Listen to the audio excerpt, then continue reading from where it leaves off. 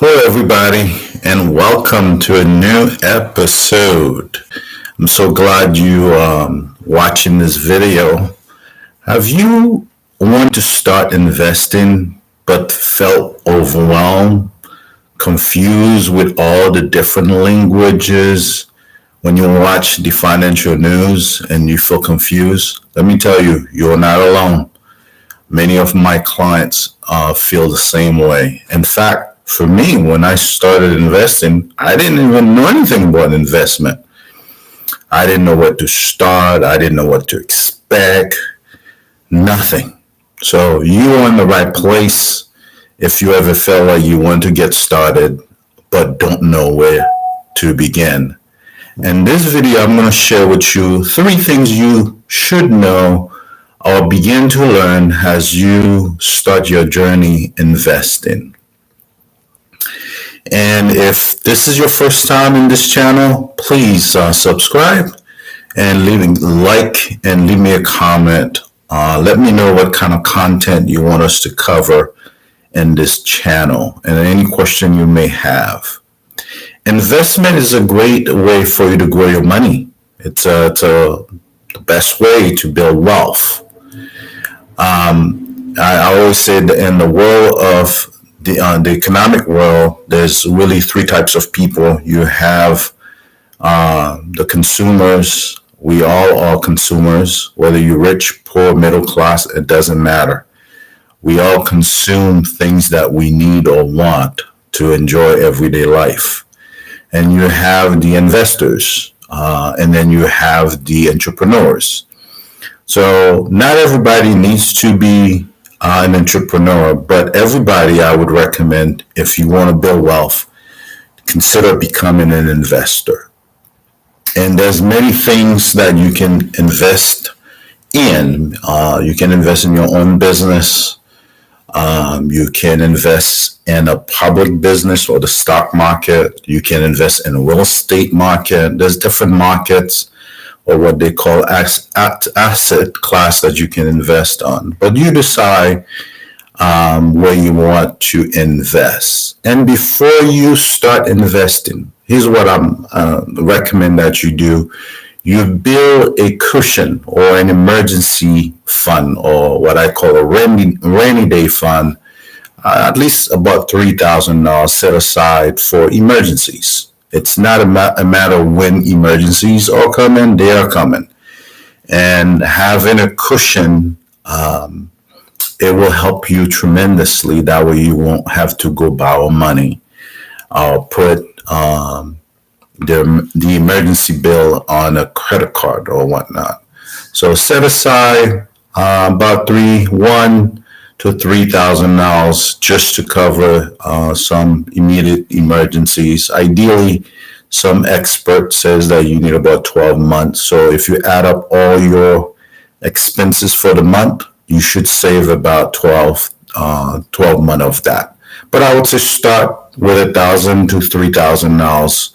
And if you have high credit card debt, consider actually pay those off, or at least begin to pay them off first before you dive in deeply in investing. As you know, investing has risk. So there is no guarantee. You're basically sowing a seed when you invest and believing and hoping that you will get a harvest. And that's why you invest, is to multiply your money, your wealth. So number one, before you start investing, set aside an emergency fund. In the event when an emergency hit, you have the money to start investing, to respond to the emergency. Number two, before you invest in, consider paying down high interest credit card debt. Because in the US, for example, on average, credit card debt will carry about 15% interest on it. So unless you can guarantee where you're going to invest, you won't get more than that. It might be the best investment you can make is to pay down high interest debt, such as credit card debt. But for today's episode, we want to talk to you about as you begin your journey in investing, what are some of the things you should know? There's three tips or three things you should consider. Number one, you should consider how much money do you have?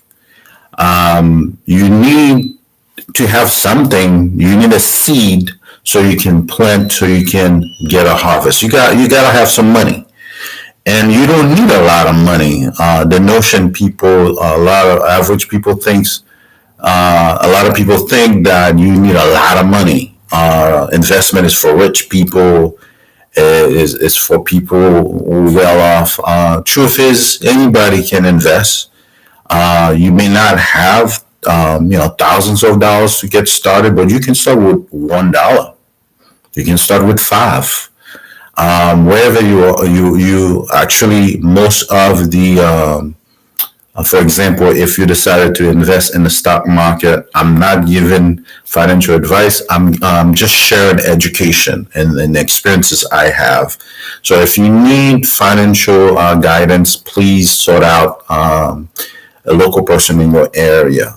So in this channel, I share educational content to help educate you because my people perish for lack of knowledge. So my job as a minister, as a coach, is to give you the knowledge, the wisdom, so that you can make informed choices to change your life and the lives of your families. So the number one thing you need to consider is how much money do I have, and start where you are at. It's never too late or too early to start investing. For example, I'm going to give you a quick example.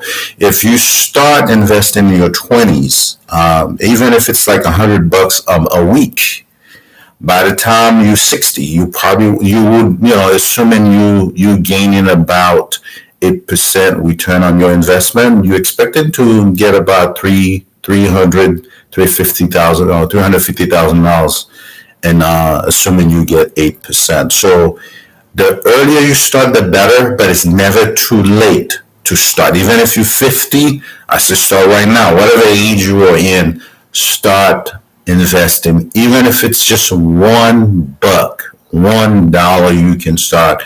Go ahead and start there where you're at. And although if you want to invest in the stock market, you gotta have a brokerage account. There's great investment firms such as Fidelity, Schwab. I use Schwab. I use Fidelity. There's great platform. Vanguard is a great platform I've used as well. Some of my clients use Robinhood. So I'm not endorsing any particular platform, but you can start with any of them. I'm just giving you some of the platform that you can use to start investing in the stock market or even other markets like the real estate market. So truth is, start where you're at, and then as your income increases, you can put more money in your investment. What you want to start small and consistent.